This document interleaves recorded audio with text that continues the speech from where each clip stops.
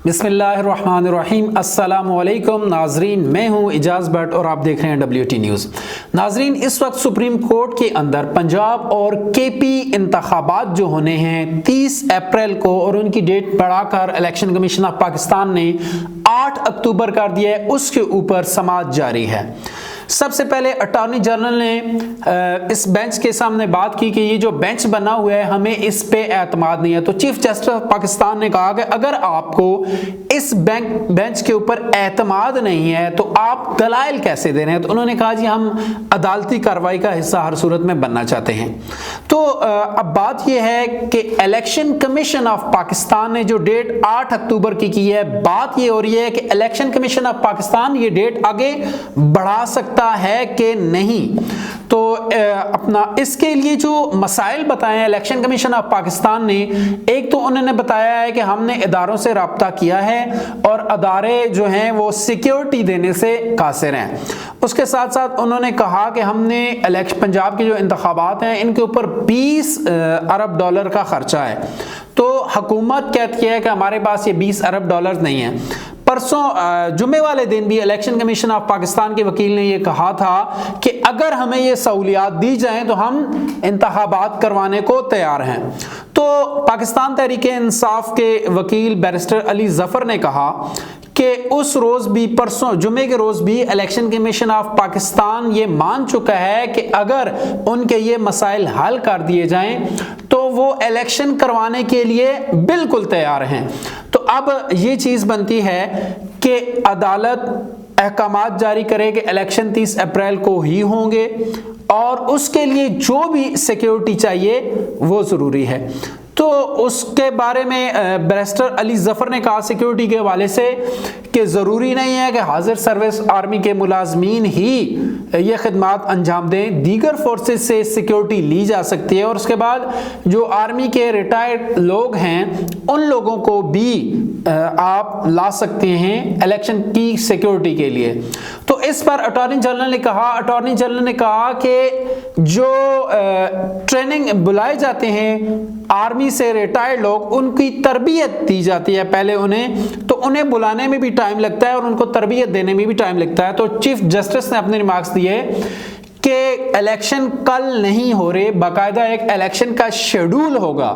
अच्छा नाज़रीन, मुझे चीफ जस्टिस ऑफ पाकिस्तान है सुप्रीम कोर्ट के, उनकी इस बात से मुझे कुछ ऐसा महसूस होने लगा है कि चीफ जस्टिस का जहन है कि 30 अप्रैल को इलेक्शन ना करवाए जाएं।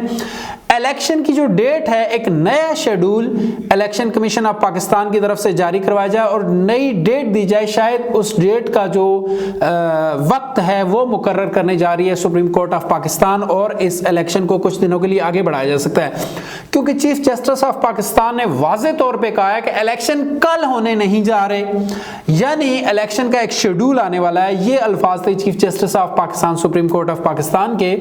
तो मुझे यहां से एक चीज मेरे ज़हन में एक बात आ रही है, आप भी सोचिएगा कि शायद सुप्रीम कोर्ट जो फैसला दे उसमें मजीद इलेक्शन कमीशन ऑफ पाकिस्तान या हुकूमत को रिलीफ दे दिया जाए कि चलें अगर 30 अक्टूबर को पॉसिबल नहीं है तो आप फलां डेट को करवा लें। अच्छा, यहाँ पे एक बड़ा नुक्ता पैदा होता है, क्या supreme court of Pakistan election की डेट दे सकती है कि नहीं दे सकती।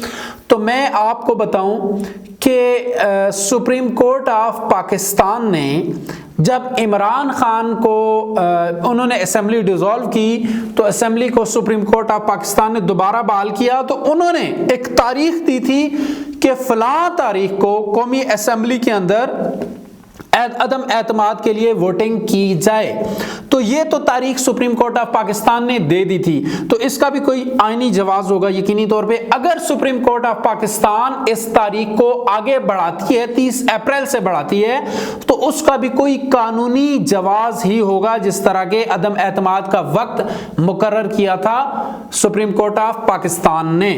उसके साथ साथ जब हमजा शहबाज दूसरी दफ़ा वज़ीर आला मुंतखब हुए थे और रिजेक्ट कर दिया था जो डिप्टी स्पीकर थे पंजाब असेंबली के, उनकी जानिब से वोटिंग रिजेक्ट की गई थी परवेज़ इलाही की, तो ये कोर्ट में गया हुक्म, सुप्रीम कोर्ट में ये केस गया।